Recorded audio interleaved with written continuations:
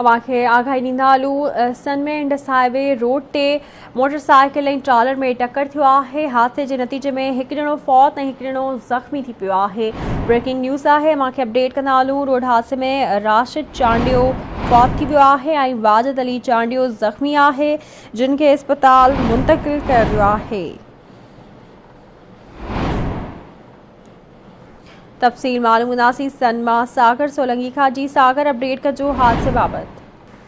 हाँ जी, सनवे जो माजन थाने जी हद इंडस हाईवे रस्ते लाड़काने खां हैदराबाद वेंदड़ मोटरसाइकिल साम्हूं खां ईंदड़ ट्रालर सां टकराइजी वियो आहे, जंहिंजे नतीजे में मोटरसाइकिल सवार राशिद अली पुट गुलाम नबी चांडियो थॾे ते चिबाची पहुची वियो आहे, जॾहिं त संदसि पुट 10 वरियनि जो वाजिद अली चांडियो सख़्तु ज़ख़्मी थी पियो, जंहिंखे मक़ामी माण्हुनि माजन अस्पताल पहुचायो, जिते ज़ख़्मियुनि खे तिबी इमदाद ॾेई वधीक इलाज लाइ हैदराबाद मुंतक़िल कयो वियो आहे। मोटरसाइकिल ऐं ट्रालर जो इंडस हाईवे रोड जे विच ते टक्कर थियण सबबि रोड ब्लॉक थी वियो, जंहिंखां पोइ इतला मिलण ते मोटरवे पुलिस हादसे वारे हंधि पहुची रोड तां मोटरसाइकिल ऐं ट्रालर खे हटाए बहाल कराई आहे। जॾहिं हादसे जो शिकार ट्रालर ऐं मोटरसाइकिल खे माजन पुलिस पंहिंजी तहवील में वठी छॾियो आहे, जॾहिं त फोती जे वारसनि खे इतला ॾिनो वियो आहे, पर उहे अञा ताईं न आहिनि पहुता, जंहिंजे करे फोती जो लाश माजन अस्पताल में पियल आहे। जी, महिरबानी अवांजी आगाह करण लाइ।